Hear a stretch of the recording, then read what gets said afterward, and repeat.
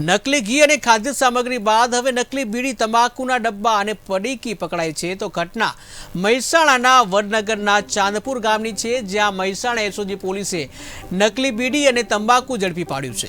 જેમાં નકલી special telephone બીડી 50 box, Jaswant telephone બીડી 7 box, unicorn Baghban તમાકુ 10 બોક્સ, મીરા તમાકુ 10 ડબ્બાનો જથ્થો જપ્ત કરાયો હતો.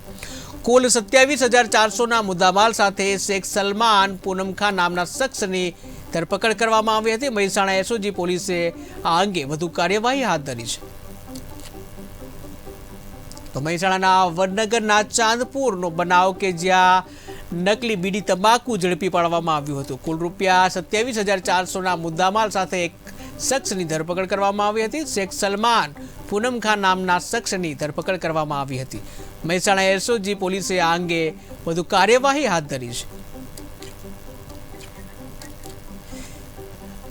તો નકલી ઘી, ખાદ્ય સામગ્રી જે પકડાઈ રહી છે, ત્યારે હવે નકલી તંબાકુ જે છે એને પણ ઝડપી પાડવામાં આવ્યું છે. આ ઘટના જે મહેસાણાના વડનગરના ચાંદપુર ગામની કે જ્યાં નકલી તંબાકુ અને બીડી જે છે એને ઝડપી પાડવામાં આવી છે. તો વડનગરના ચાંદપુર ગામનો બનાવ કે જ્યાં નકલી બીડી જે છે અને તંબાકુને ઝડપી પાડવામાં આવ્યું છે.